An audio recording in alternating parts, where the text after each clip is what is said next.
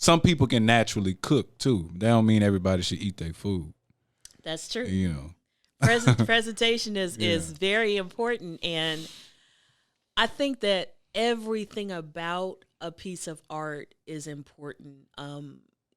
You and I are similar in when I sit down to write, I'm not thinking about the audience, and I don't even know whether that piece will ever be performed. right? I sit down and write because I'm a writer. Right. That is who I am. I can't stop being a writer. I've always been a writer, even before I was a performer. Mm-hmm. So I think that for people, I think the difference between, to me, an artist and somebody out to make a quick buck is that an artist can't stop. Right. An artist, this is part of who they are. This is part of how they deal with the world. I deal with COVID.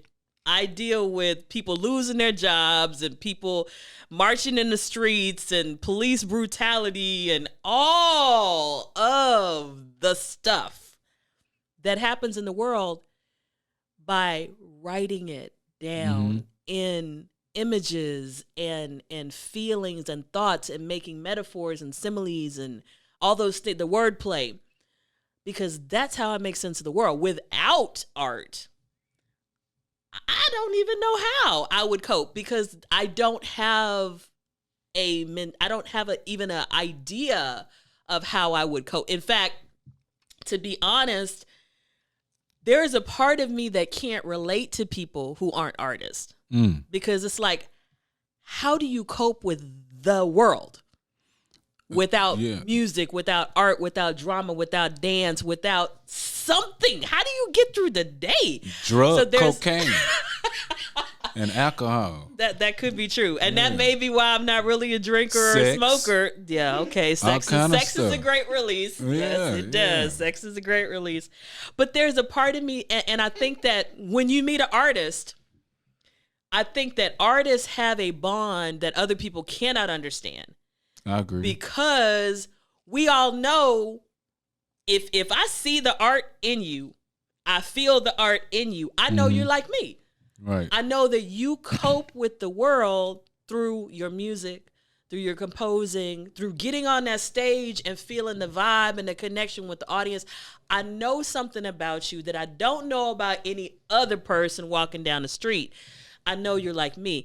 And going back to assurance, there's an assurance that we are family.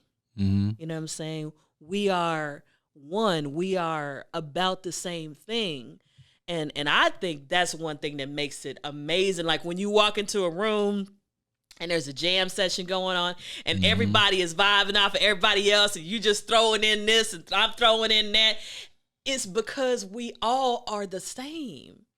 You know, and it's just, if you've never experienced a real jam session, it's something. Well, it's we something definitely real. have them in Houston. I've been a part of several sessions. The more recent one was the one where Travis M. That would be at Hink and Pilot. Yeah, you know, that jam session. But I agree. I don't think that all artists are the same in that respect. And I'll tell you why. Because, of course, I, as an artist, can cope with the world through art. But another way that I use my art for myself is to create my own world. And sometimes I'm so deep into what I'm creating to where I'm not even aware of what's going on in the world to have the wherewithal to cope with it. You know what I'm saying? So sometimes I like to shut out everything and just say, all right, if I had a blank canvas, what would I do with it? Or if I had dead silence, what would I do with it? And when I create, it is dead silent.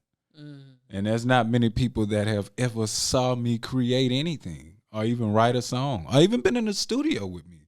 There's not many people that have, because I start from silence or a blank canvas. And when I create music, I don't listen to music.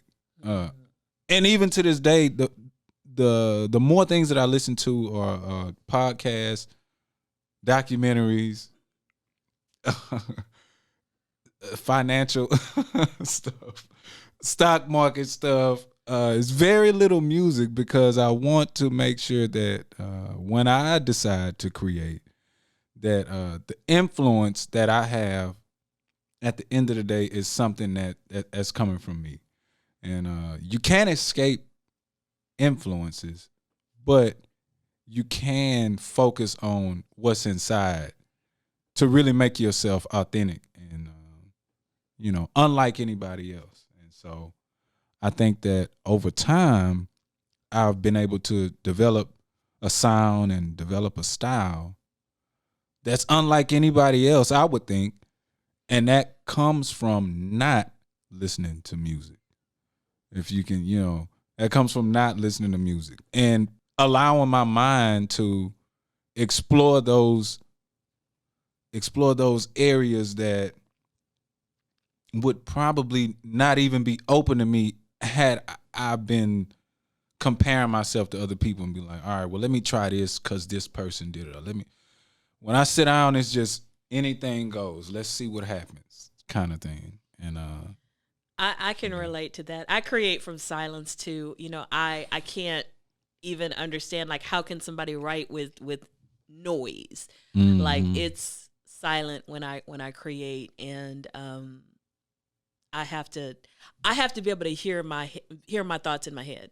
Mm-hmm. And there can't be any other noise around to distract from the words that I hear that I'm trying to record before I lose those words. Right. So yeah, I can definitely relate to that. And I also can relate to, I listen to poetry, I read poetry, but I don't often read it or listen to it when I want to write. I get inspired by other people. One of my poems, Fathers Are Not Disposable, that was inspired by three poets that were single fathers that were really struggling, with their baby mamas. And I took a line from each one of their poems that they had said over a long period. I sat with that idea of wanting to write that poem about single fathers. I probably sat with that idea for over a month. Mm-hmm. Because I didn't know what I wanted to say. And I wanted it to be a strong piece. Normally my pieces come to me like this, like in 5 minutes it's done. That's one of the few pieces where I was like, I didn't even know how to start it. I didn't even know where it was going to go. I just knew it had to be written. Right. It had to be written because somebody needed to say it, Right. And so there have been pieces that I have sat with and said, okay, this needs to be written. It'll come to me when it comes to me, because I don't know how it's going to come to me. But it would be in the back of my brain. It needs to be written. Okay. And when it comes, it can hit you. You can be doing some of the most random things, and you have to put it down and be like, that's it. Yeah, that's it. That's it. You're right. Yeah. That's it. Yeah. And you're like, okay. Whew. And then sometimes you just sit back and you're like, okay, that shit was good. Or you sit back and go, where did that come from? Like, because it was just all of this stuff that you've been gelling on. You've been sitting on.